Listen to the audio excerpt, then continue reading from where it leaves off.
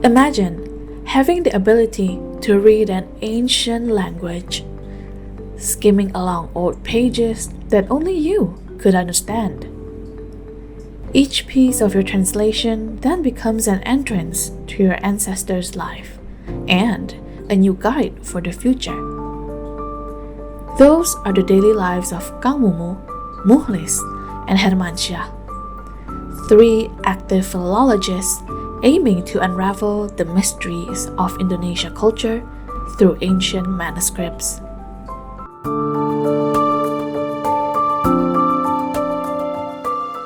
Oh iya, sebenarnya banyak cerita yang terkait dengan hal itu ya. Terutama misalnya pada tahun 2020 itu saya melahirkan satu edisi teks dan terjemahan Lontrak Bone ya.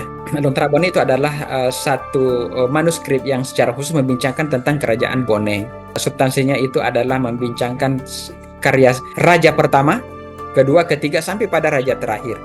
Bagaimana profil tokohnya, peristiwa apa yang terjadi, kemudian bagaimana perkawinannya, kerabatnya, kemudian segala hal yang berlaku di dalam kerajaan Bone itu direkam di dalam naskah. Salah satu yang saya gapai adalah kepercayaan masyarakat tentang naskah itu.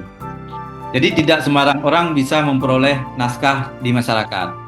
Nah, misalnya kawan-kawan nanti pergi ke Istana Budaya di Yogyakarta gitu. Kan nggak semua orang boleh masuk ke dalam untuk melihat naskah mereka.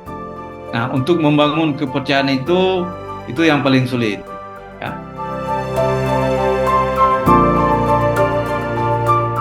Tapi PR-nya banyak tadi, mulai dari berapa jumlahnya, kondisinya seperti apa, di mana saja disimpan. PR karena selain lembaga pemerintah misalnya museum atau perpustakaan nasional terutama, itu naskah-naskah kuno kan banyak disimpan di komunitas-komunitas adat, masyarakat adat, ada juga perorangan karena warisan. Nah itu PR itu, orang-orang asing itu agak sulit kan mengakses para pemilik di komunitas-komunitas atau masyarakat adat. Bagaimana meyakinkan pemerintah bahwa manuskrip itu penting, program ini penting, itu lebih sulit daripada kita turun ke masyarakat, karena masyarakat biasanya sudah ngerti, yang punya naskah itu atau manuskrip itu sudah ngerti dia. Sebenarnya sangat mengharapkan pemerintah ya, atau pihak pemerintah memberi perhatian yang cukup terhadap para filolog sebenarnya ya. Karena filolog ini sebenarnya memiliki peran yang amat penting mengangkat ke permukaan teks-teks yang tidak bisa dibaca atau tidak bisa dijangkau oleh orang banyak ya.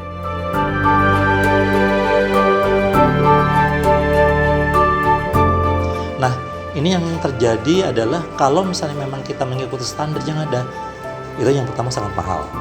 Yang kedua adalah penyimpanan naskah dan sebagainya yang mungkin ya boleh jadi pada saat itu belum menjadi prioritas gitu.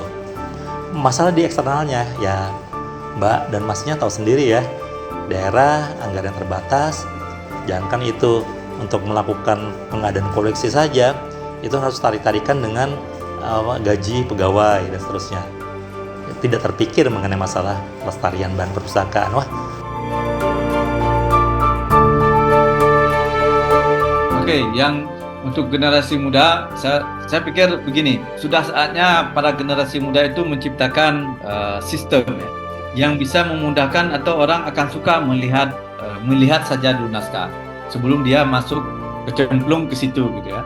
Dengan demikian mereka bisa eksis atau mereka bisa hidup dengan dua zaman filologi atau zaman naskah kuno dengan zaman modern yang sekarang itu, teknologi yang sekarang.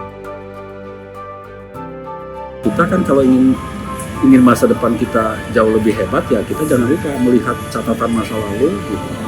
Karena katanya kita tidak mungkin bisa hebat di masa depan kalau kita tidak ingat pada hal-hal yang pernah kita pelajari oleh nenek moyang kita. Kita punya beberapa naskah yang luar biasa gitu, yang dipelajari orang-orang asing, tapi kita sendiri nggak tahu gitu. Jadi ya mohon doakan saja supaya perpusnas itu semakin baik ya, sesuai dengan apa yang dicita-cita oleh masyarakat Indonesia dalam hal ini melakukan pengarustamaan naskah kuno di bidang pelestarian dan semuanya itu warisan budaya yang ada di Indonesia tetap terjaga.